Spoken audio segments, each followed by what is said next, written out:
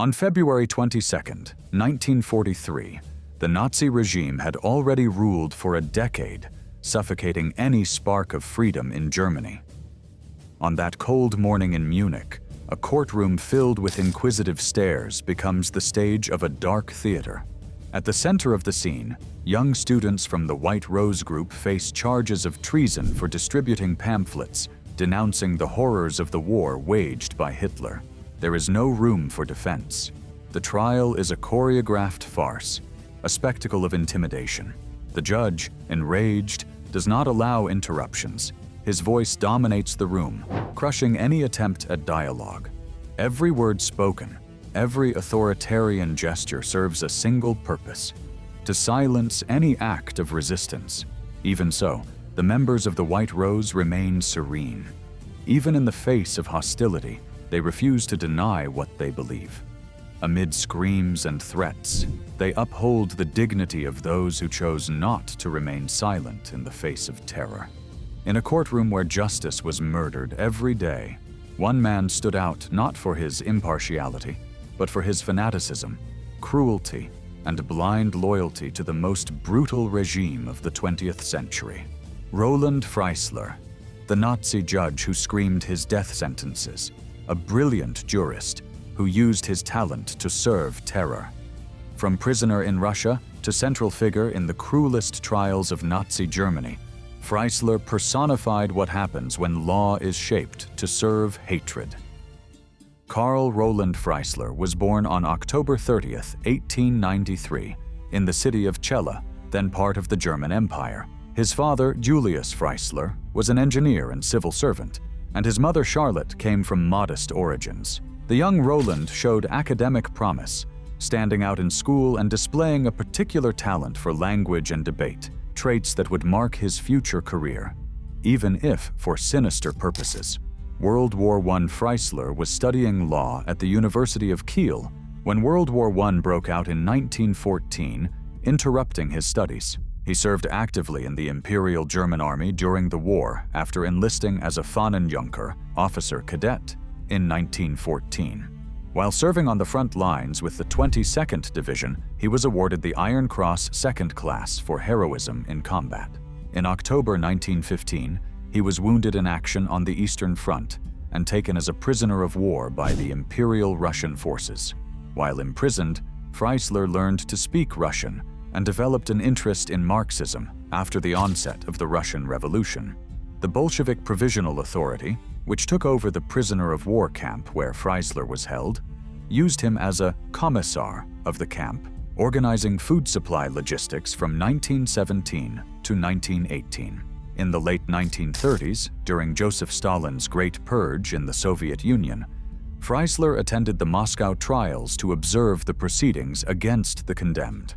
Freisler later rejected any insinuation that he had collaborated with the Soviets, the ideological enemies of Nazi Germany, but his subsequent career as a political officer in Germany was overshadowed by rumors about his time as a commissar with the Reds. After his release and return to Germany in 1918, Freisler resumed his legal studies. His fluency in Russian set him apart from many of his peers, and he completed his doctoral thesis in law at the University of Jena in 1922. During this period, German society was in turmoil. War reparations, hyperinflation, and the humiliating terms of the Treaty of Versailles fueled political instability. Various extremist movements were taking shape, including the Nazi Party, led by the incendiary agitator Adolf Hitler. Initially, Freisler had no direct connection to the party, but worked as a lawyer and defender in several politically charged cases, earning a reputation for his fierce courtroom demeanor. By the late 1920s, Freisler's political orientation took a radical turn to the right. On July 9, 1925, he joined the Nazi Party, becoming member number 9,679. He also secured a position as a city councilor in Kassel, where his oratory skills and legal knowledge caught the attention of Nazi Party officials. Freisler quickly became known for his fervent devotion to the party's message, advocating for radical reforms that placed the collective will of the German people above any notion of individual rights. In his speeches, he railed against the enemies of the state, a category that, in his mind, included Jews, socialists, and anyone who criticized Hitler and the Nazi Party. On March 24, 1928, Freisler married Marion Rusiger, and from this marriage 2 sons were born. When Hitler took power in January 1933, Freisler's career prospects soared. The new regime required legal minds capable of rationalizing the dismantling of democratic institutions by the Nazis, and Freisler proved more than willing. In February 1933, after the Nazi seizure of power, Freisler was appointed ministerial director in the Prussian Ministry of Justice under Hans Kerrl. He was put in charge of the personnel department and used his authority to expel Jewish members from the staff.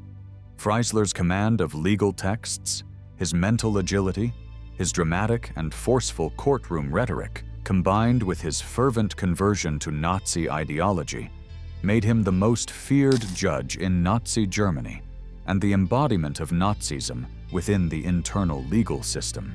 However, despite his talents and loyalty, Adolf Hitler never appointed him to any position outside the legal system. This may have occurred because Freisler was an isolated figure, with no backing within the upper echelons of the Nazi hierarchy.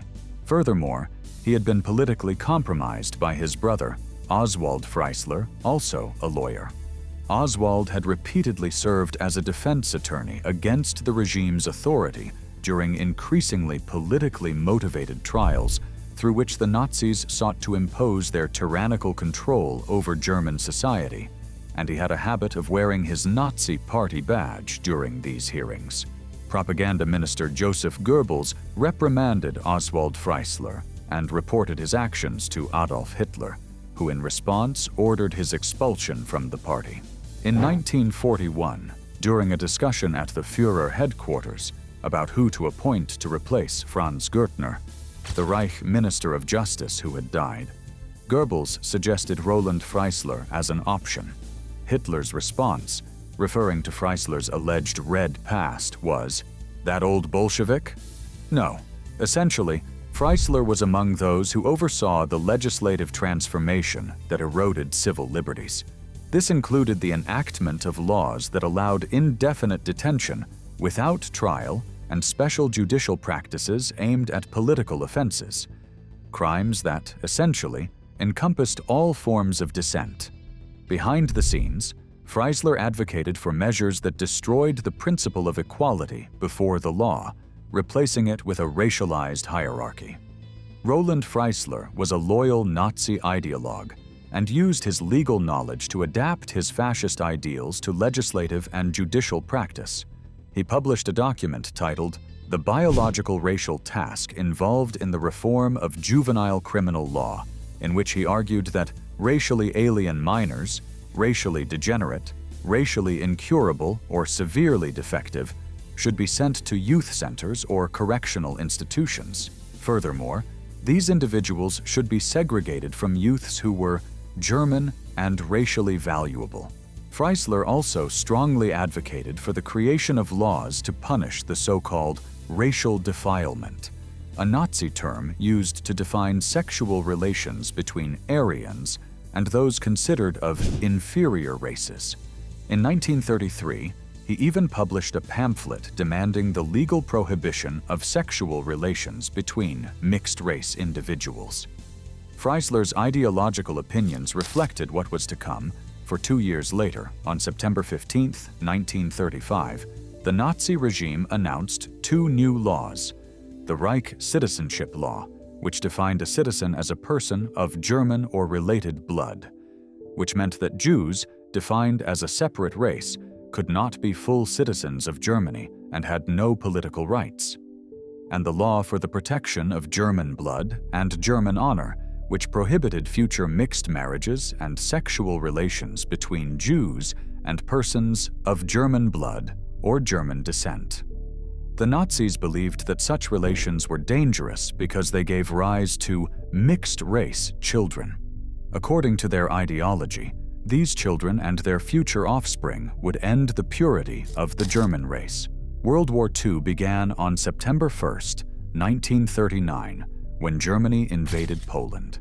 The following month, Freisler introduced the concept of the early juvenile criminal. This decree provided the legal basis for imposing the death penalty and prison sentences on minors for the first time in German legal history. At least 72 young Germans were sentenced to death by Nazi courts. In August 1942, Freisler reached his most feared position yet, President of the People's Court, established by Hitler in 1934 to handle cases of treason and political dissent. Ostensibly part of the judicial apparatus, the court functioned as a political weapon. It ignored the established judicial system, ensuring that verdicts aligned with the regime's demands for harsh punishments against opponents. By the time Freisler took office, the People's Court had already sentenced thousands to prison or death. However, under his leadership, the execution rate exploded. He prided himself on delivering guilty verdicts in nearly 90% of cases, and between 1942 and 1945, more than 5,000 death sentences were handed down by him.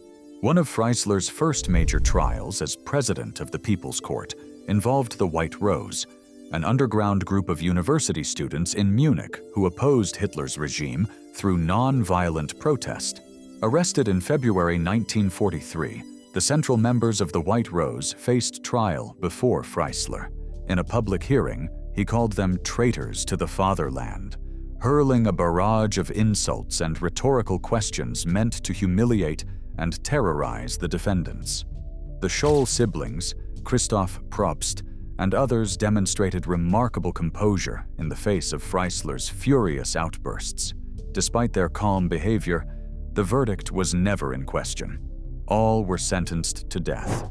Freisler's courtroom style was both theatrical and terrifying. He believed in using humiliation as a tool of domination, shouting and interrupting the defendants, belittling their motives, and framing dissent as betrayal of Germany's war effort. Observers noted that he often wore a blood-red judicial robe, slamming his fists on the bench while calling the defendants traitors, worms, or parasites. Trials were often rushed, sometimes lasting only a few hours, and defendants were given minimal opportunity to prepare and present their defense. Freisler's approach to justice was immersed in the Nazi conviction that the only appropriate outcome was total acceptance of Hitler's will, or death. Criticism from the few traditional judges still remaining in the judicial system was quickly silenced or ignored.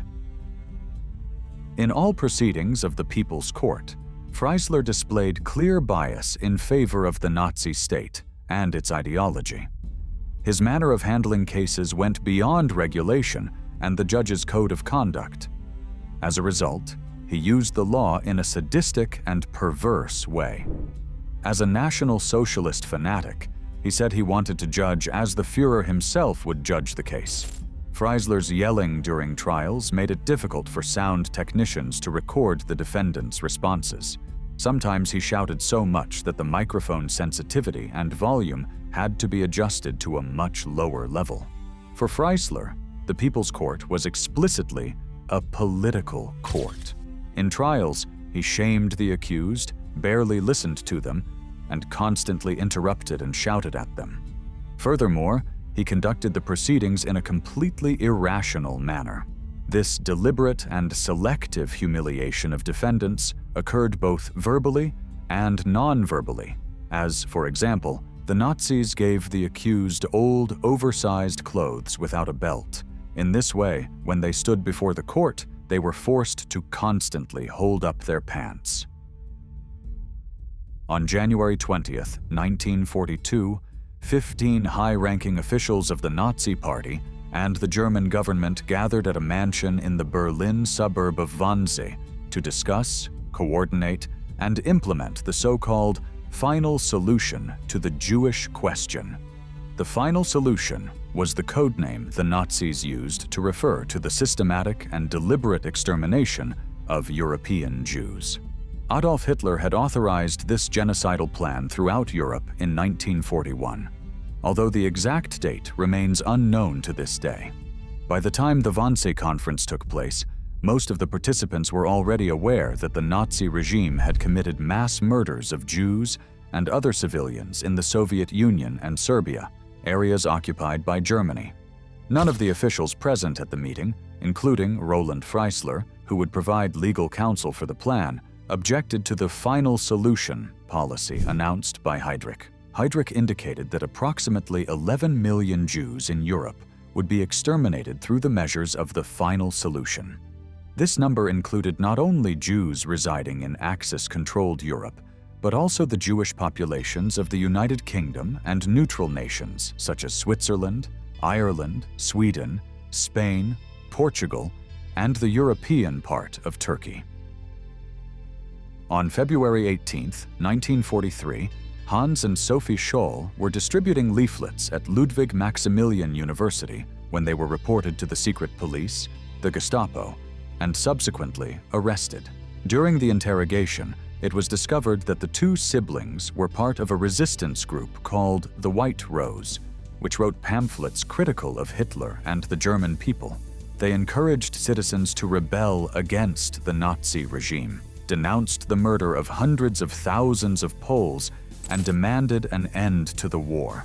During questioning, Sophie was offered a reduced sentence if she admitted that her brother had led her astray, but she refused.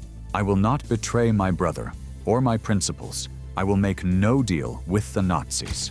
On February 22, 1943, Freisler flew to Munich for the sole purpose of presiding over their trial. Upon entering the courtroom, Sophie Scholl surprised everyone by saying to Freisler, "After all, someone had to start. What we wrote and expressed is also believed by many others. They just don't have the courage to say it as we did." She also interrupted Freisler with a statement. "You know the war is lost. Why don't you have the courage to face it?" After half a day of trial, the verdict was as expected: guilty. Freisler had sentenced them to death by hanging, but fearing they would become martyrs if publicly executed, it was decided they would be killed by guillotine. On April 19, 1943, Freisler was once again transferred to serve as the judge in the second trial of the White Rose members. At the beginning of this second trial, Freisler began energetically shouting at the accused, warning them, "National Socialism does not need a penal code for traitors like you. I will make this process short." After this warning, an assistant handed him the penal code, and without saying a word, Freisler threw it at the defendant's bench, forcing one of them to duck to avoid being hit in the head. Of the 13 defendants, 3 were sentenced to death, 9 to prison terms, and 1 was unexpectedly acquitted.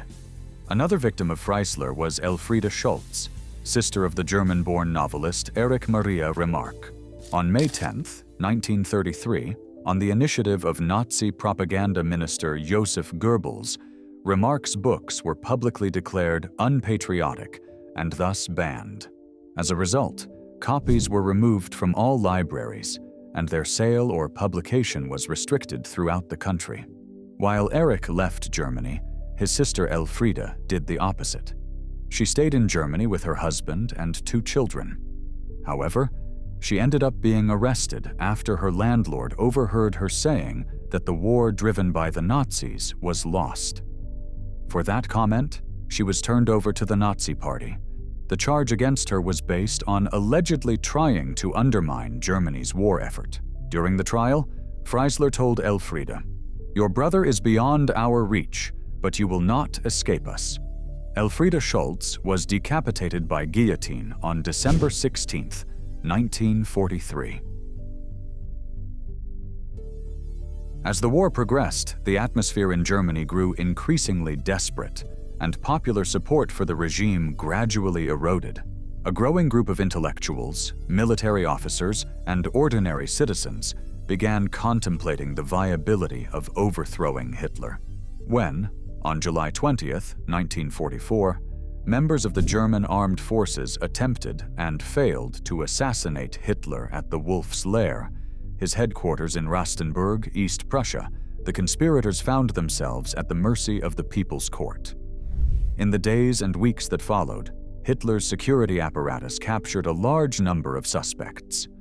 Field Marshal Erwin Rommel was pressured to commit suicide, while others, including Colonel Klaus von Stauffenberg, General Friedrich Ulbricht, and Colonel General Ludwig Beck, were either immediately executed or forced to take their own lives. Many others accused of participating in the conspiracy were brought to trial before Freisler at the People's Court. In these trials, Freisler's reputation for cruelty reached its peak. He alternated between mocking the aristocratic origins of some conspirators and condemning them as cowards who had stabbed frontline soldiers in the back. The courtroom was equipped with cameras to record these frenzied proceedings, a form of propaganda meant to showcase the merciless justice of the Nazi state. The motives behind this coup attempt were quite varied and not necessarily tied to the crimes committed during the Holocaust, since several of the conspirators personally intervened to ensure the final solution was carried out. However, most of them had a more pragmatic reason to assassinate their leader: to save Germany from a catastrophic defeat brought about by Hitler's increasingly irrational leadership. In the following days, Hitler ordered a massive manhunt for the conspirators, which lasted for months. In August 1944, some of the detained authors of the failed coup were brought before Freisler to be punished. Hitler had ordered that those found guilty were to be hanged like cattle. The proceedings were filmed to be shown to the German people in newsreels. These recordings showed how Freisler conducted his court. Frequently, the judge would begin the trial in a rational manner, interrogating the accused in an analytical way. Despite this beginning, his attitude would suddenly change, and Freisler would violently reprimand the defendants, even yelling at them from the bench. This shift, from a cold and clinical interrogation to an outburst of rage and fury, was designed to psychologically disarm, torment, and humiliate the accused, while also destroying any attempt at a defense. At one point, Freisler shouted at Field Marshal Erwin von Witzleben, who was trying to hold up his pants after being given clothes that were too large. "You dirty old man! Why do you keep playing with your trousers?" Nevertheless, the accused never lost their dignity. It is said that Erwin von Witzleben's final words to Freisler were, "You may hand us over to the executioner. In 3 months, the outraged and tormented people will call you to account and drag you alive through the mud of the streets." Caesar von Hoffacker, a prominent figure in the resistance in France, interrupted Freisler, saying, "Be quiet now, Herr Freisler, because today it's my head, but within a year it will be yours." When Freisler sarcastically referred to General Erich Feldgiebel's impending death, Feldgiebel replied, "Then hurry up, Mr. President, or you'll be hanging before we are." When Ulrich Wilhelm, Count of Schwerin von Schwanenfeld, devastated by the conditions of his imprisonment, was brought into court without a belt or tie, he too tried to preserve his dignity. He declared that his opposition to Hitler was due to the countless murders in Germany and abroad. However, he was constantly interrupted by an enraged Freisler, who finally shouted furiously, "You are truly garbage." In the end, over 7,000 people were detained. Of those, 4,980, including von Witzleben, von Hoffacker, Count Schwerin von Schwanenfeld, and General Feldgiebel, were executed, often without the slightest evidence. Some of the executions took place just 2 hours after the verdict. Although the People's Court had always been a form of legal theater, the trials related to the July 20th plot fully exposed this grotesque spectacle to the German public. Freisler's contempt for the defendants was matched only by his devotion to Hitler. He not only handed out death sentences generously, but also devised humiliating procedures, such as removing the belts and suspenders of the accused so they would have to hold up their trousers. Despite his unwavering passion in persecuting opponents of Nazi Germany, Freisler's activities were abruptly cut short. On February 3, 1945, 3 months before the collapse of the Third Reich, Allied bombers targeted Berlin in a devastating air raid. The building of the People's Court was hit while the then 51-year-old judge was presiding over a trial. A falling masonry column crushed him, killing him instantly. Some witnesses claimed he was found clutching the file of one of the defendants. In a macabre irony, the man who had orchestrated so many death sentences did not live to see the unconditional surrender of Germany, which took place in May 1945. After the Nazi defeat, the Allied courts dismantled the criminal justice apparatus of the Third Reich. Judges like Freisler were either dead or imprisoned. But this did not erase the impact of their actions. Only a fraction of the legal officials who participated in the Nazi system were held accountable. Many of them returned to legal practice after the war. At the very least, the People's Court was formally abolished, and its decisions were declared null and void by post-war German authorities. Luise von Benda, wife of General Alfred Jodl, recounted more than 25 years later that she was working at the Lutzow hospital when Freisler's corpse was brought in.